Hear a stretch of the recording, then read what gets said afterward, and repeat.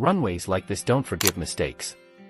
So, how do you land big planes like this safely when there's almost no room to spare? Today, we're going to find out what you can do to pull off the perfect landing on short runways such as Saba's. And what do you know, we're going to test at Saba today. Now this is a 737-700, a default aircraft in the GOFS aircraft menu. Just a disclaimer, this video is for educational purposes only.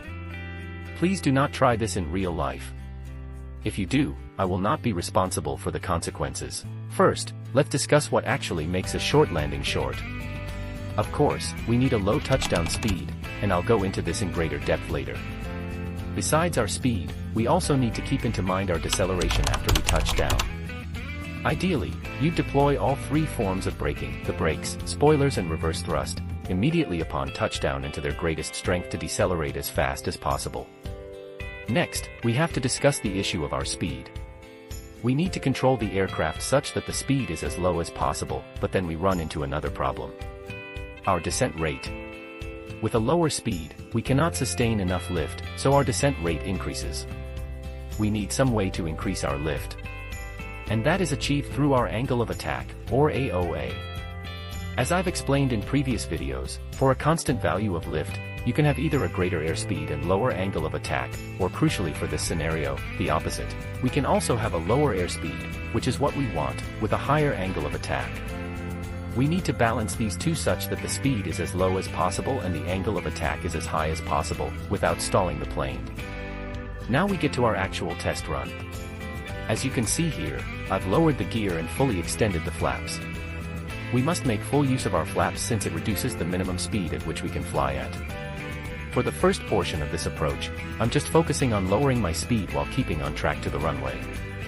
Later, we can see that my speed has reduced to about 120 knots.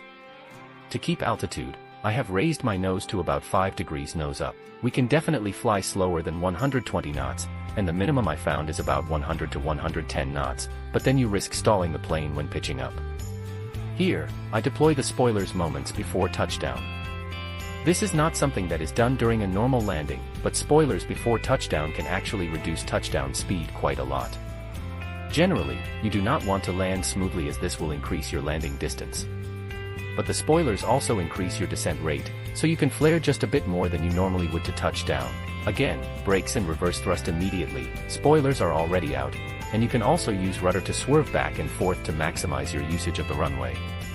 As you can see, I have exceeded the runway a little bit, but stopped before the water. This isn't the best possible result, but I'll take it given the circumstances.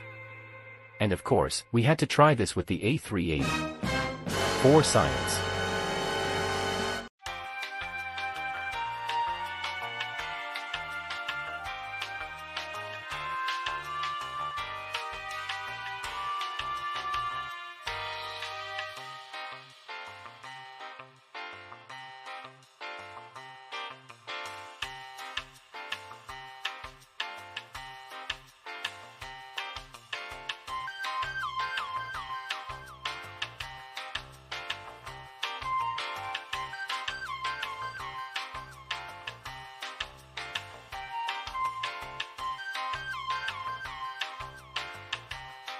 So, short landings with big planes are all about control, precision, and maybe, just maybe, a life vest or two.